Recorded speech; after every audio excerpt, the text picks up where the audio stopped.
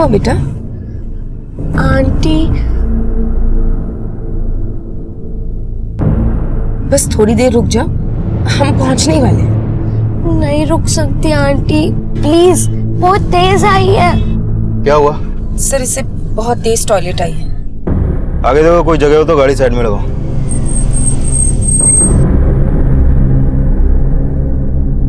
वहां चली जाओ, जल्दी करो।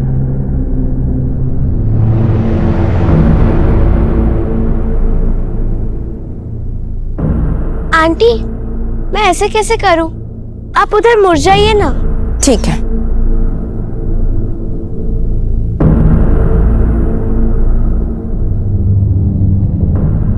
फातिमा हुआ? फातिमा? फातिमा? फातिमा? फातिमा? सर, क्या हुआ? फातिमा फिर से भाग गई। ढूंढो उसे, यहीं कहीं होगी। फातिमा! फातिमा!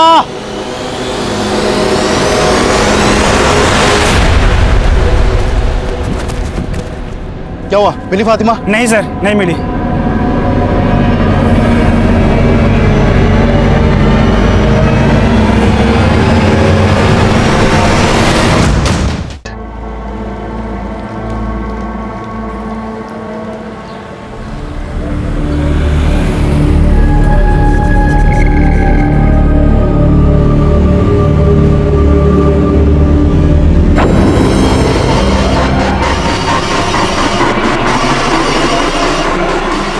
फातिमा, यहाँ क्या कर रही हो बेटा?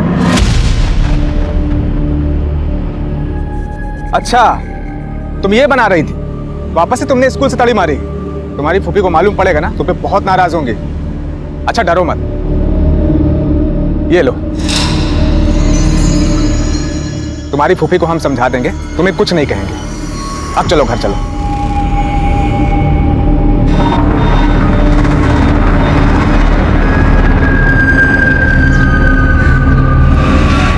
मटा गश्ती कर रही थी ये? हाँ? कहाँ पर थी तू? बोलती क्यों नहीं बोल? अरे छोड़ो ना शबनम, तुम यहाँ बाहर ही चालू हो गई हैं। छोड़ो, बच्ची है। चलो आओ फातिमा, अंदर आओ। क्या बच्ची है ये? हाँ? हरकतें देखी है इसकी? सुनो, आज मैं इसके स्कूल गई थी। पता है इसने मास्टरनी को क्या बोला है? कि मेरी फुप्पी को कैंसर है, मुझे घर का सारा काम करना पड़ता है, इसलिए मैं स्कूल का काम नहीं कर पाती। बोल, बोलती क्यों नहीं? फातिमा, क्या ऐसा चाहिए कि तुमने ऐसा बोला? हाँ, मैंने इसे बोला था, क्योंकि अगर मैं ऐसा नहीं बोलती तो टीचर मुझे बहुत मारती, और अब फूफी मुझे बहुत मारेगी। आप भी मार लो फूफी। देखो देखो देखो इसकी नौटंकी। अब ये रोना धोना बंद कर और पढ़ाई में ध्यान लगा। हाँ? शबनम, तुम इधर आओ। अरे बच्ची है पराये घर की, हैं? तुम इसके साथ ऐसा बर्ताव करोगे ना तो हमसे दूरी बना लेगी, और लोग क्या सोचेंगे कि हम इस पे जुल्म ढाते हैं? आप तो रहने ही दीजिए। आपकी इन्हीं हरकतों की वजह से आज वो बिगड़ी हुई है। इतनी मुश्किल से स्कूल में दाखिला कराया है, जब पढ़ाई लिखाई नहीं करनी तो बंद करा दो ना स्कूल। मैंने तय कर लिया है, अब से आशिमा के घर ही पढ़ाई लिखाई करेगी और वहीं से सुधारेगी। चल अंदर जा, कपड़े बदल।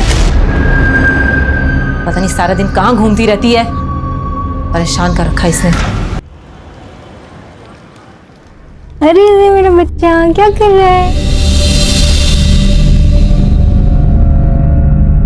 घड़ी देखिए, 2 बजे का टाइम है और रोज तू 2:30 बजे के बाद आती है। आज तो तेरी फूफी को बता ही देती हूँ। नहीं प्लीज, फूफी को मत बताइए, मैं कल से टाइम पे आऊंगी। 2 से लेके 20 तक पहाड़ा लिख के दिखा, और इस बार एक भी पहाड़ा गलत हुआ ना तो फिर देख लेना। चल बैठ, बैठ नीचे।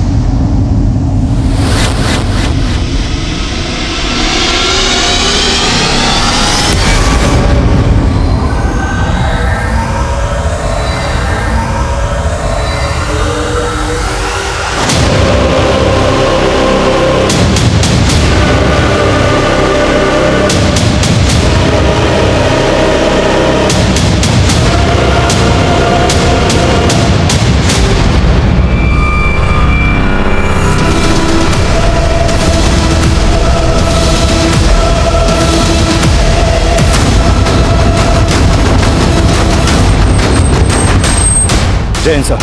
आइए। बहुत ही ब्रूटल मर्डर है सर।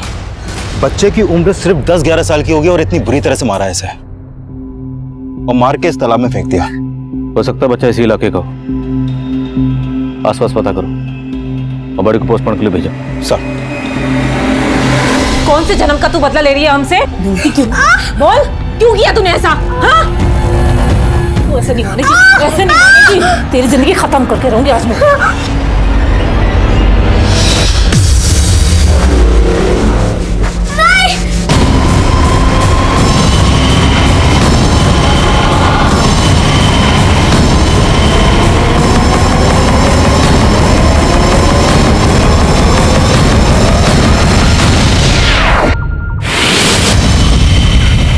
कहाँ मर गई वो?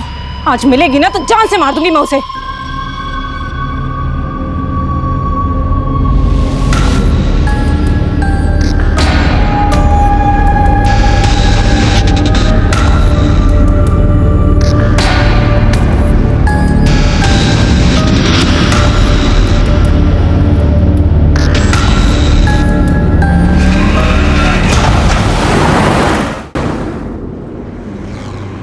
कोई बाकी तो नहीं है टिकट के लिए?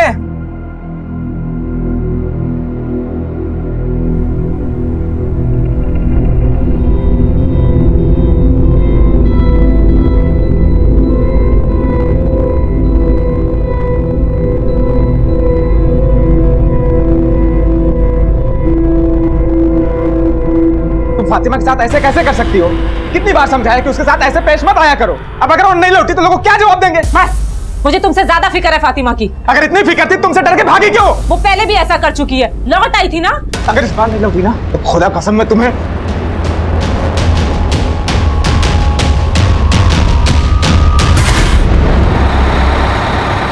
चलो चलो उतरो, आखिरी स्टॉप आइए, चलिए उतरिए।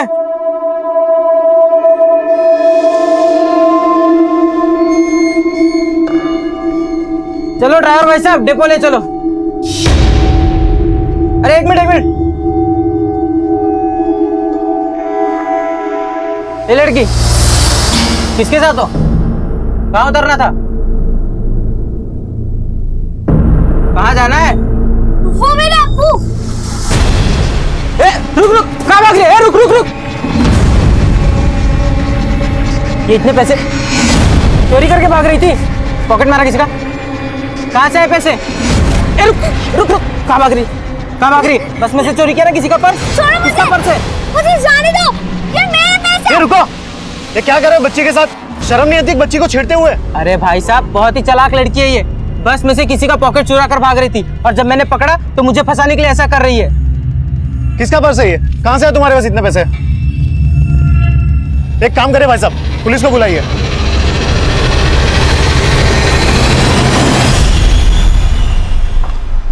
Coming sir. कमिंग। सर, तालाब पर जिस बच्चे की लाश मिली थी हमने उसके बारे में तालाब के आसपास सभी लोगों से पता किया, लेकिन किसी ने भी उस बच्चे को आइडेंटिफाई नहीं किया। और हमने सभी पुलिस थानों में भी चेक किया सर, लेकिन किसी भी थाने में ऐसी कोई भी मिसिंग कंप्लेंट दर्ज नहीं हुई है जो उस बच्चे की उम्र और हुलिये से मैच करती हो सकता है बच्चा यतीम हो या फिर उसकी फैमिली से ही उसके मर्डर में शामिल हो, इसलिए मिसिंग कंप्लेंट फाइल नहीं की गई। हो सकता है coming sir. Coming. Sir, Noida के एक बस स्टॉप पर 9-10 साल की एक बच्ची को पकड़ा गया है। सर, कंडक्टर का कहना है कि वो बच्ची बस में पॉकेट मार रही थी, लेकिन जब वो कंडक्टर ने उसे पकड़ा तो वो बच्ची उस पर छेड़छाड़ का आरोप लगाने लगी। शर्मा। सर चलो।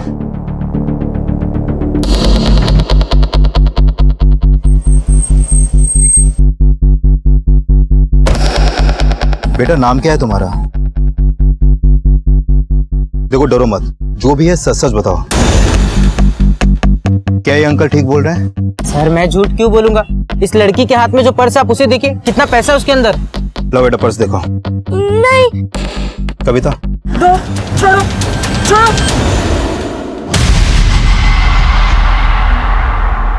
इतने पैसे कहां से आए तुम्हारे पास? बेटा तुम्हारा घर कहाँ है बताओ। जॉब कर रहा है? अरे साहब जाने दो ना साहब, गलती हो गई। तो क्या है? चाय पानी है साहब।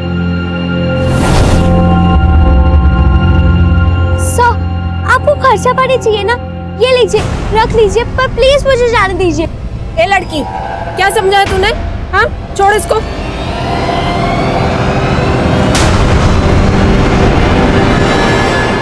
सर ये देखिए क्या निकला इस पर्स में। ये क्या है?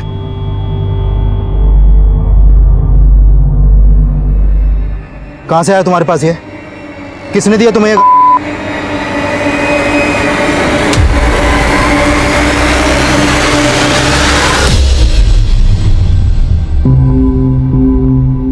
बेटा, तुम्हें मालूम है तुम्हारे पर्स में क्या था? देखो, हम अब भी पूछ रहे हैं, सच सच बता दो, क्या वो पर्स तुम्हारा है? नहीं नहीं, वो पर्स मेरा नहीं है। तो वो पर्स आपने चुराया था? नहीं नहीं, मैं चोर नहीं हूँ। तो वो पर्स आपके पास कैसे आया? सर बहुत चालाक लड़की है। जब इसके पर्स में से पैसे निकले तो कहती मेरा है, और जब गांजा निकला तो मना करने लगी। मुझे छोड़ दीजिए, मुझे मेरे घर जाना है। अच्छा ठीक है, आपको आपके घर लेके जाएंगे, लेकिन कैसे लेके जाएं? पहले ये तो बताओ, आपका घर है कहाँ पे? याद नहीं? लेकिन आपको आपका नाम तो याद होगा ना?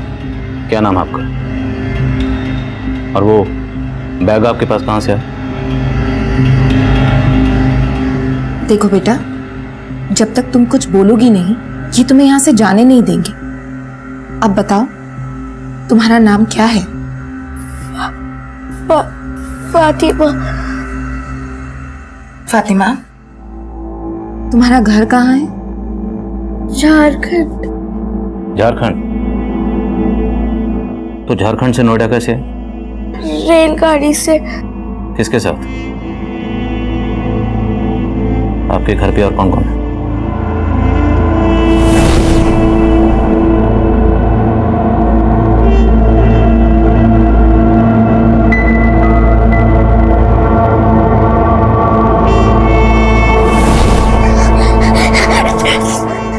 छोड़ो मुझे, मुझे घर जाना है, घर जाना है। हाँ बेटा, छोड़ो। आपके घर ले जाएंगे। अभी आप अंदर जाओ। शर्मा, पता करो, शायद कहीं से इस लड़की के बारे में कुछ पता चले। सर। और उस लड़के का क्या हुआ जिसकी लाश हमें तालाब पे मिली थी? कुछ पता चला? पूछताछ जारी है सर।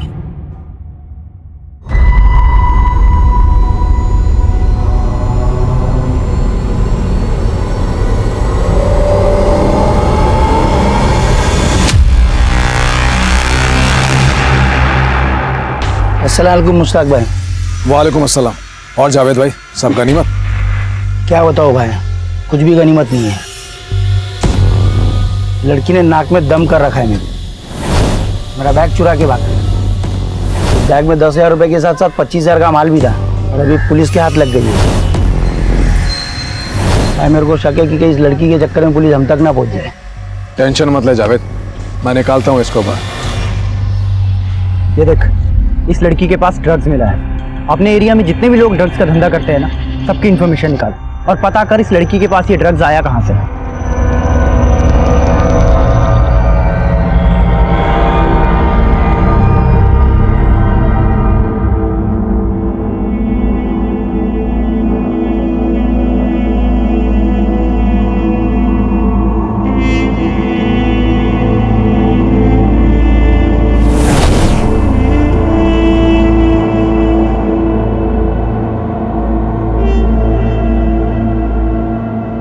अल्लाह, फातिमा, ये क्या कर दिया तूने?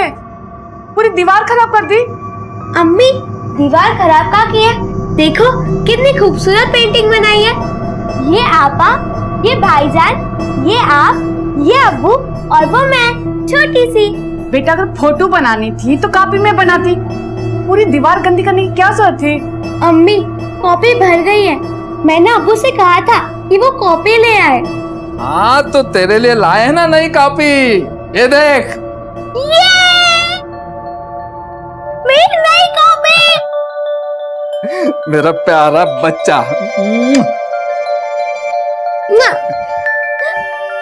आपा, भाईजान, देखिए अब्बू मेरे लिए नई कॉपी लाए।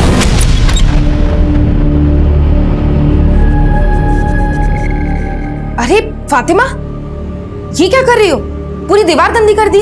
कॉपी भर गई है, नई कॉपी कब लेके आएंगे अब्बू? बेटा, तुम्हें अब्बू की याद आ रही है? तो बताओ, तुम्हारे अब्बू कहाँ रहते हैं? हम उन्हें यहाँ बुला लेंगे। कुछ नहीं बेटा, कुछ नहीं।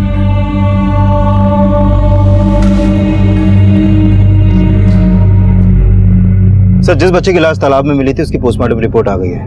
उसकी मौत चाकू घोंपने से हुई थी और फॉरेंसिक टीम ने उसके कपड़ों की जांच की तो उसकी पैंट की जेब से ट्रेसेस मिले हैं सर।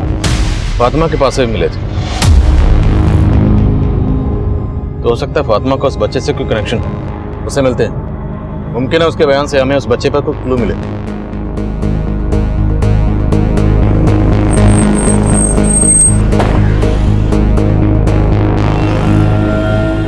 सर उस लड़की ने ज्यादा कुछ नहीं बताया, लेकिन मुझे लगता है कि उसकी इस बात में सच्चाई है कि वो झारखंड की रहने वाली है। ऐसा लगता है उसके अब्बू मर चुके हैं। उनका जिक्र होते ही वो उदास हो गई थी और तब से उसने कुछ खाया भी नहीं। मुझे नहीं खाना, मुझे जाने दो। क्या हो रहा है ये? मुझे जाना है यहाँ से। घर जाना ना आपको? बैठो। हम तो आपसे यही पूछ रहे हैं कि आपको कहाँ जाना है। जब तक आप बताओगे नहीं, हम आपको आपके घर कैसे लेके जाएंगे? बोलो। ठीक है, लेकिन हमने आपके घर का पता लगा लिया कि आप कहाँ रहती हैं।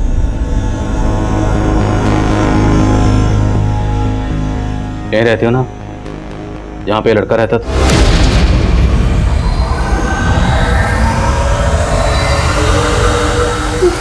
नहीं, मुझे जाना है। एक मिनट, बोलो कहाँ जाना, जगह का नाम बोलो।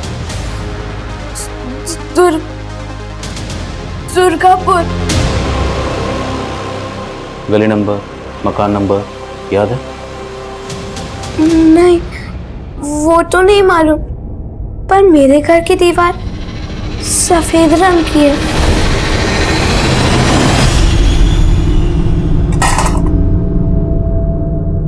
कहाँ थी तू फातिमा? भूख नहीं लगती क्या तुझे? तेरी वजह से अम्मी ने भी खाना नहीं खाया। दवा लेनी उनको। अम्मी आप खाना। अम्मी आपको तो बुखार है। बुखार में सिर क्यों गर्म होता है? बातें बनाना छोड़ और चल खाना खा। रिहाना, ये अम्मी। बेटे खाना लिया तो लाई अम्मी। ये ले, ये देने लिए अम्मी आपके लिए। चल।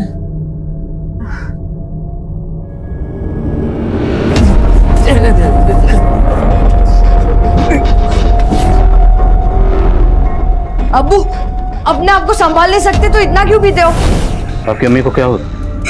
अच्छा बैठो, बैठो, बैठ जाओ।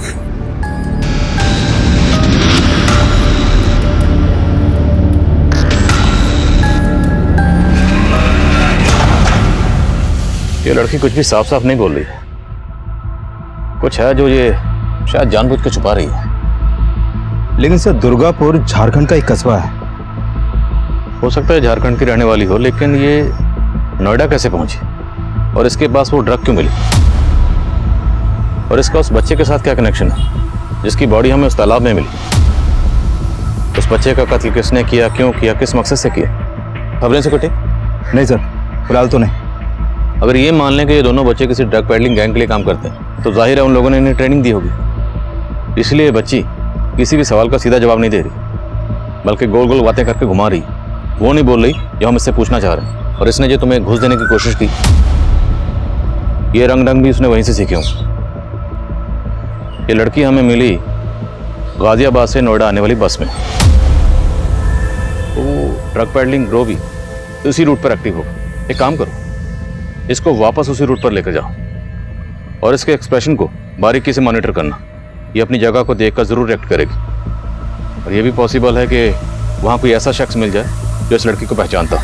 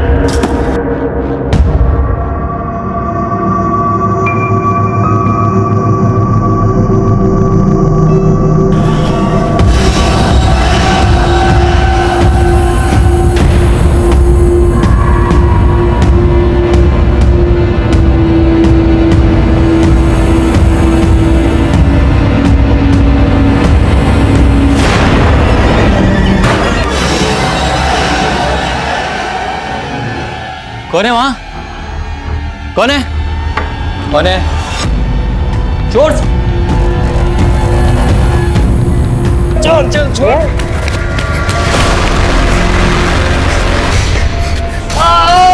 क्या हुआ? क्या हुआ? गार्ड! क्या हुआ? कौन आया था?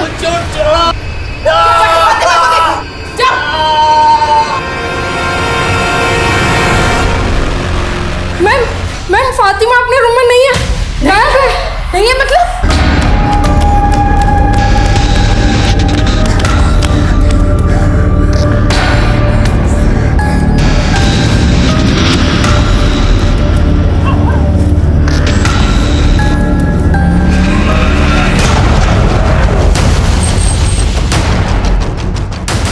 सर, यहाँ के गार्ड पे हमला हुआ है। फिलहाल उसे हॉस्पिटल भेज दिया है।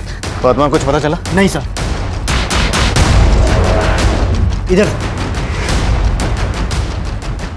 सर, जब हम लोग आए तो गार्ड पता नहीं। एक लड़की गायब होगी और आप लोगों को पता नहीं। क्या कर रहे थे? ये सिक्योरिटी यहाँ की? सर आज तक ऐसा कभी नहीं हुआ है। और मैडम आज तो हो गया ना? सीसीटीवी है? हाँ सर। फुटेज निकाली। फातिमा की फोटो सभी पुलिस स्टेशन में भेजो और पैटर्निंग टीम को भी इन्फॉर्म करो। सर।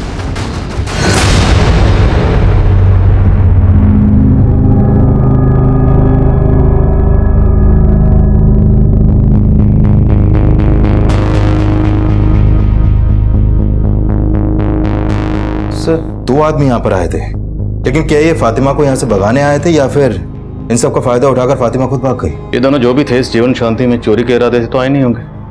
तो इनका मकसद क्या था? फुटेज से साफ लग रहा है कि फातिमा इनके साथ नहीं गई बल्कि अपनी मर्जी से भागी।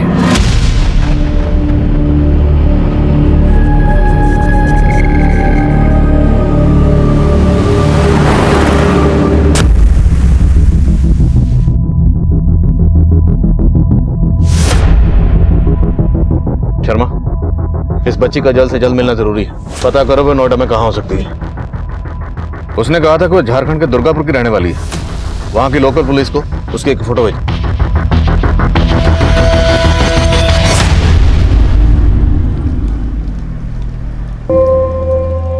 नमस्ते अंकल। हाँ नमस्ते, बोलो। एक बेड मिलेगा? 14 रुपए। ए रुक रुक रुक, चोरनी पैसे दे। ए रुक रुक रुक।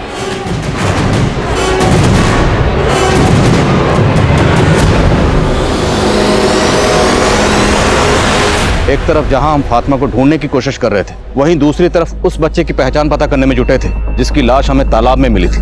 और काफी कोशिशों के बावजूद भी हम उसकी पहचान पता नहीं कर पाए थे। और उस बच्चे का फातिमा के साथ कोई ना कोई कनेक्शन जरूर था। फातिमा की तलाश में हमने उसकी तस्वीर झारखंड दुर्गापुर पुलिस से शेयर की तो पता चला कि दुर्गापुर पुलिस काफी पहले से ही फातिमा के वालिद अख्तर के मर्डर केस की तहकीकात कर रही थी। और साथ ही दुर्गापुर पुलिस से फातिमा के उस घर के बारे में पता चला जहाँ फातिमा के माँ बाप जरीना और अख्तर के इंतकाल के बाद उसके दोनों भाई बहन उसकी बड़ी फूफी और फूफा के साथ रह रहे थे।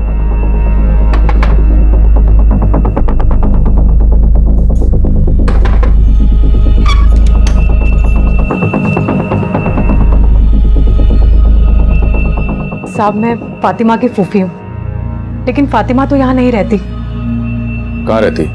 वो फरीदाबाद में रहती है। मेरी छोटी बहन और उसकी छोटी फूफी शबनम के यहाँ पर।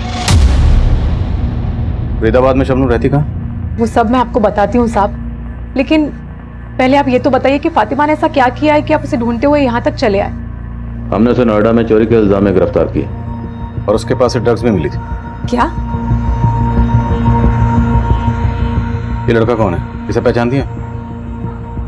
नहीं साहब, हम इस बच्चे को तो नहीं जानते। और साहब हम तो फातिमा को भी फरीदाबाद नहीं भेजना चाहते थे, लेकिन इन बच्चों की किस्मत ही खराब। ये बच्चे तो तभी अनाथ हो गए थे जब इनकी माँ जरीना का इंतकाल हुआ। और जरीना की मौत के बाद तो वो ज्यादा ही शराब पीने लगा था। उसके कुछ दिनों बाद तो उन्हें भी किसी ने मार दिया। और कमाल, रेहाना और फातिमा, ये तीनों बच्चे अनाथ हो गए। साहब ये दोनों तो फिर भी बड़े हैं, लेकिन फातिमा इतनी छोटी उम्र में ये हादसा उसे बर्दाश्त नहीं हुआ। वो अपने अम्मी अब्बू को हमेशा याद किया करती थी और अकेले में बड़बड़ाया करती थी। अम्मी, अब्बू बुरे नहीं है ना अब्बू? आप मेरी तरह अम्मी से भी बहुत प्यार करते हैं ना? फातिमा को अख्तर भाई और भाभी की मौत का गहरा सदमा लगा था। हमें लगा था कि वो यहाँ रहेगी तो वो उनकी याद में पागल हो जाएगी, इसलिए हमें उसे शबनम और उनके शौहर के साथ फरीदाबाद भेजना पड़ा। रेहाना अब्बा, मुझे नहीं जाना। कमाल भाईजान, मुझे आपके साथ रहना है। फातिमा, अभी घर चलो, रेहाना और कमाल तुमसे घर पर मिलने आएंगे। आओगे ना मिलने? हाँ फातिमा, तू जा, हम आएंगे बड़ी फूफी के साथ, पक्का।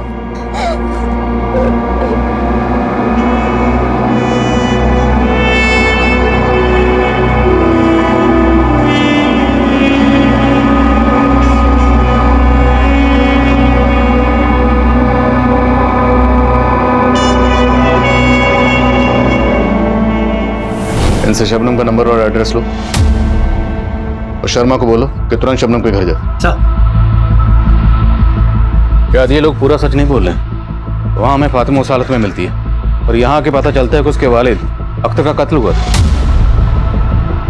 ये अख्तर का कत्ल क्यों हुआ था? सर अख्तर को शराब की लत थी, साथ साथ वो जुआ भी खेलता था। सर कई लोगों से वो कर्जा भी ले रखा था। सर यहाँ के लोगों से उसकी बनती भी नहीं थी, तो हमें लगा शायद मर्डर की वजह यही हो।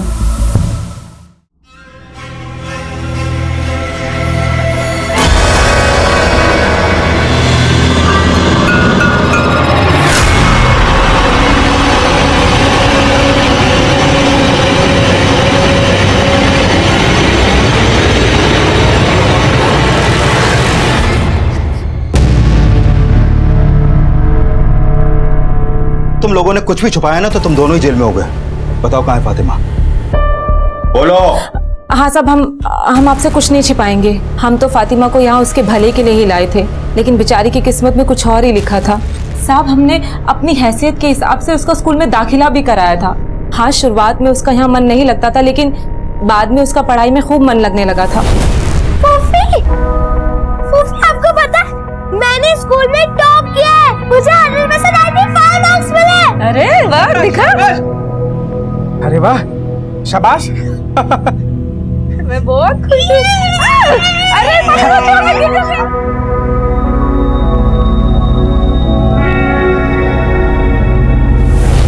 लेकिन ये खुशी सिर्फ चंद दिनों की ही थी।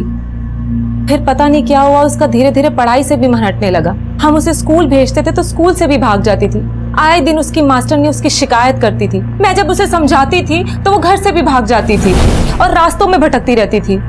फिर हमें मजबूरन उसका स्कूल बंद करवाना पड़ा और फिर उसके बाद वो आशिमा के घर चली गई पढ़ने के लिए। आशिमा? कौन आशिमा? आशिमा मेरी सहेली है, वो यहीं पास में ही रहती है। आशिमा उसे पढ़ाती थी और फातिमा बदले में आशिमा के बच्चे का ख्याल रखती थी। लेकिन कुछ दिनों के बाद फातिमा का मन वहां से भी उठ गया था, वो वहां से भी भाग गई। सर, हमारी जिंदगी तो उसको इधर उधर ढूंढने में ही बीत गई है। लेकिन अभी फातिमा इतने दिनों से हमारे साथ थी, तो इस बार उसको ढूंढने की कोशिश नहीं की तुम लोगों ने? और उसकी मिसिंग कंप्लेंट भी दर्ज नहीं करवाई? साहब, हम लोग कंप्लेंट करना चाहते थे, लेकिन इस बार हम लोग डर गए थे। किस बात से डर गए थे? वो साहब, इस बार फातिमा से बहुत बड़ी गलती हो गई थी।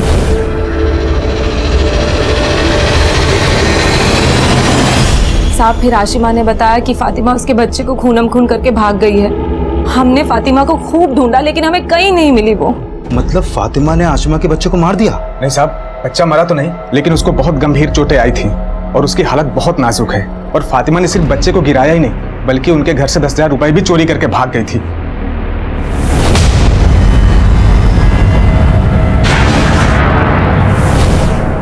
ये आशिमा का घर कहाँ है, बताओ मुझे। चलो। साहब, वो लोग यहाँ पे नहीं है, बच्चे का इलाज करवाने मुंबई गए हैं।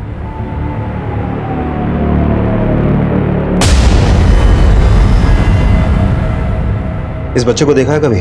जानते हो इसे? नहीं साहब। लेकिन शर्मा, एक 10-11 साल की बच्ची में इतना गुस्सा, ये नॉर्मल बात नहीं हो सकती। होगी भी कैसे?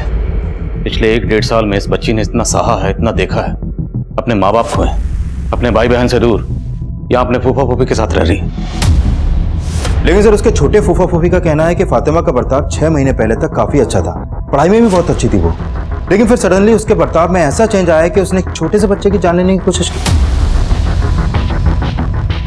शर्मा, बच्चों में कोई भी बदलाव ऐसे ही अचानक ही एकदम नहीं आता, उसके पीछे कोई ना कोई वजह जरूर होती। तुमने बताया था कि पिछले 6 महीने से आशिमा के यहाँ जा रही थी, आशिमा से मिले? नहीं सर, मेरी उससे फोन पे बात हुई थी, मुंबई में है वो। और हाँ सर, जब हम फातिमा को अलग अलग एरियाज में घुमा रहे थे तो उसने आशिमा के घर को देखकर रिएक्ट भी किया था।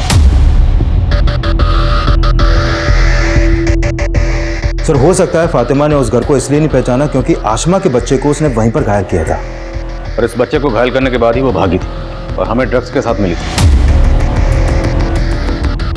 और ये कैसे माँ बाप जिनके छोटे से बच्चे पर फातिमा ने जानलेवा हमला किया और उन्होंने कोई पुलिस कंप्लेंट फाइल नहीं की?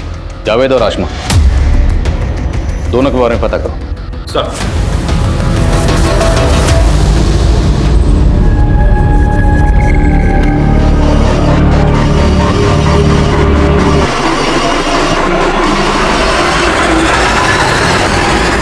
क्या फातिमा, घर नहीं चलना है क्या? आजा, घर चलते हैं।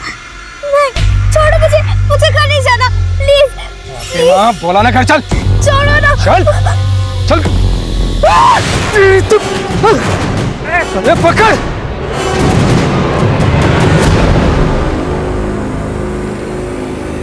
अंकल, 2 गुंडे मुझे परेशान कर रहे थे, मुझे बचा लो प्लीज। कहाँ है गुंडे? दिखाओ, कहाँ है गुंडे? अंकल, मैं सच कह रही हूँ, वो भी यहीं पे थे। बस फातिमा, बहुत कहानी मना ली, बहुत घुमा लिया हमें, चलो अब।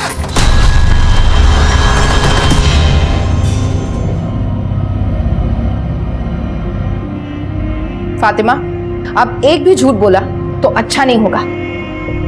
बताओ, जानती हो इस लड़के को?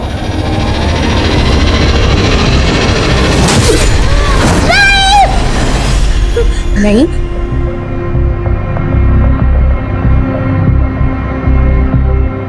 नईम नाम था इसका?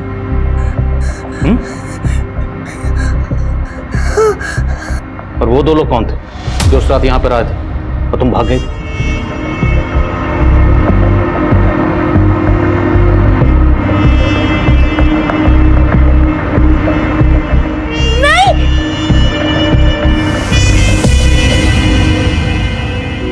सर मुझे लगता है बच्ची एक साथ कई ट्रॉमा से गुजर रही है। उसने जो कुछ भी देखा है उसकी वजह से ही उसके व्यवहार में परिवर्तन आया है। एंड आई फील बच्चों में ऐसे मेंटल ट्रॉमा की वजह फिजिकल एब्यूज भी हो सकता है। इसका कंप्लीट मेडिकल चेकअप करना पड़ेगा सर। ओके, आप चेकअप कीजिए एंड प्लीज अपडेट। आइए सर। बोलो राणा। जावेद और आसमा की कुंडली निकालिए। आसमा तो क्लीन है, लेकिन ये जावेद जो है किसी मुश्ताक नाम के आदमी के साथ मिलकर ड्रग्स का धंधा करता है।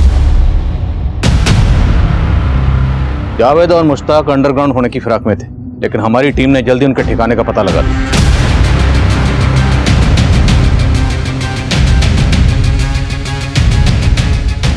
जावेद और मुश्ताक को हमने गिरफ्तार कर लिया था, लेकिन फातिमा की मेडिकल रिपोर्ट ने हमें चौंका दिया। एक 10 साल की बच्ची के साथ लंबे अरसे से रेप किया जा रहा था। फातिमा के साथ हुई इस हैवानियत के लिए तब हमें सिर्फ जावेद और मुश्ताक ही गुनहगार लग रहे थे।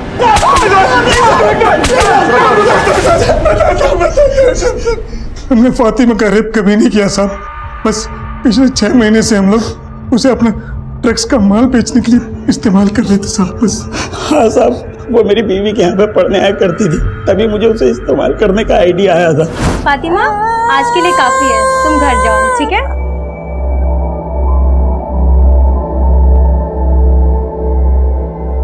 फातिमा, फातिमा, एक काम करेगी? खूब सारे पैसे भी मिलेंगे। पैसे? हाँ, बहुत सारे।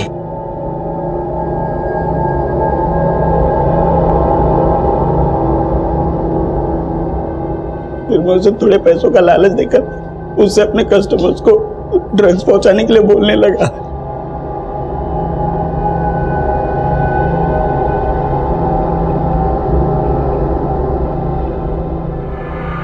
साहब, बच्चों पर कोई शक नहीं करता है और वो पकड़े भी नहीं जाते, और अगर पकड़े भी गए तो उन्हें छुड़ाना बहुत आसान होता था साहब। चुपचाप खड़े रहे। अरे साहब जाने दो ना साहब, गलती हो गई। कैसी गलती हो गई? बच्ची है साहब। ये क्या है? चाय पानी है साहब। ये बच्चा भी तुम दोनों के लिए काम करता था? हाँ साहब। तो फिर इसे मारा क्यों? तो क्या करते साहब, हमने उसको धंधा सिखाया और वो हमसे ही चालाकी करने लगा। कस्टमर से पैसा मिलता तो गायब कर देता, तो फिर वो हमने उसे गज्जू भाई से भी मिलते हुए देखा था। कौन गज्जू? गज्जू का भी हमारी तरह यही धंधा है। वो नहीं साहब, हमारा माल गायब करके उसके कस्टमर्स को बेचने लगा। खोपड़ी घूम गई साहब, मार डाला उसे।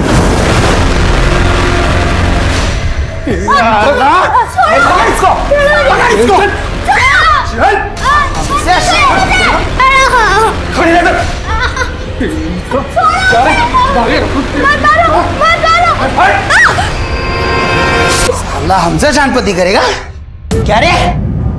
हाँ? जो हमें गुस्सा दिलाता है ना, हम उसका क्या हाल करते हैं पता चल गया ना? दिमाग में डाल ले।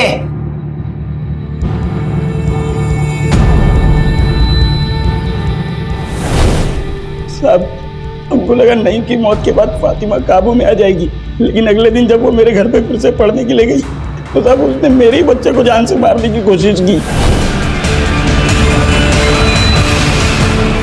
साहब, हम लोग सिर्फ फातिमा को पकड़ के खत्म करना चाहते थे, इसलिए उस दिन जब हम लोग जीवन शांति संस्था गए थे तो साहब वहां पे देखकर फिर से भाग गए।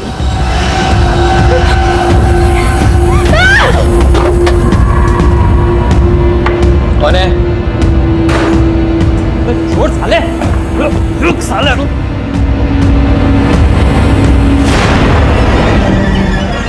हम सच कह रहे हैं साहब, हम सिर्फ फातिमा को पकड़ के खत्म करना चाहते थे, हमने उसका रेप कभी नहीं किया साहब। साहब माफ कर दो साहब, साहब हमको माफ। फातिमा, कुछ तो बोलो बेटा, कौन था वो जिसने तुम्हारे साथ ये सब किया? डरो मत बेटा, हमें खुल के बताओ। देखो, अगर तुम हमें नहीं बताओगी तो वो कभी पकड़ा नहीं जाएगा, और फिर तुम्हारी तरह वो किसी और के साथ भी ये सब कर सकता है। तुम नहीं चाहती ना कि किसी और के साथ ये सब हो? तो बताओ बेटा, बोलो कौन था वो? डरो नहीं, तुम्हें कोई कुछ नहीं कहेगा, हम हैं। बोलो। डरो नहीं, तुम्हें कोई कुछ नहीं कहेगा। फूफा। तुम्हारे फूफा?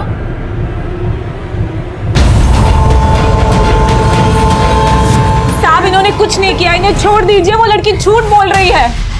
अपने शौहर को बचाने के लिए उस बच्ची को झूठा बोल रही हो? साहब, आप उस लड़की को जानते नहीं हो, वो एक नंबर की झूठी है। बच्ची की तरह समझा उसको हमने, लेकिन हमेशा वो एक बात से हमसे चिढ़ती थी। उसके बाप का और हमारा 36 का आंकड़ा था, और हमेशा अक्सर झगड़ा होता था हम दोनों का। जब यहाँ थी तो बोलती थी कि हमारे पापा बहुत अच्छे हैं, और मैंने उनको क्यों पीटा। तब तो उसे ये भी कहना चाहिए कि उसके अब्बू अख्तर का कत्ल तो नहीं किया। साहब, अख्तर का मर्डर किसी और ने नहीं, बल्कि उसके बेटे फातिमा के भाई कमाल ने किया। साहब, अख्तर अपनी बीवी को पीटा करता था, और उसी वजह से वो अल्लाह को प्यारी हो गई, और कमाल ने इसीलिए ऐसा किया। और वो बच्ची तो साहब, वो बचपने में कुछ भी बोल रही है, हमने कुछ नहीं किया। आप उसी से पूछिए, कोई और ही होगा। सर, इसे बहुत तेज टॉयलेट आ रही है।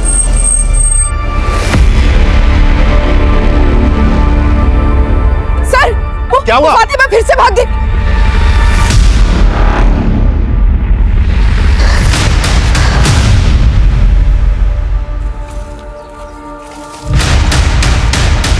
फातिमा के बयान की बुनियाद पर हमने फरहान को फातिमा के साथ रेप करने के जुर्म में कस्टडी में ले लिया था, लेकिन फरहान की ये बात सच साबित हुई कि फातिमा के अब्बू को फातिमा के भाई कमाल ने ही मारा था। कमाल के खिलाफ दुर्गापुर पुलिस ने सारे सबूत जुटा लिए थे और कमाल को बाल सुधार गृह भेज दिया गया था, लेकिन फरहान लगातार इस बयान से इनकार कर रहा था। वो बार बार यही कह रहा था कि उसने फातिमा का रेप नहीं किया, और फरहान के इस बयान का सपोर्ट सिर्फ उसकी बीवी शबनम ही नहीं बल्कि फातिमा की बड़ी फूफी मेहरुनिसा और फूफा मुस्तफा भी कर रहे थे। पर हमने फरहान के खिलाफ कोर्ट में चार्जशीट फाइल कर दी थी।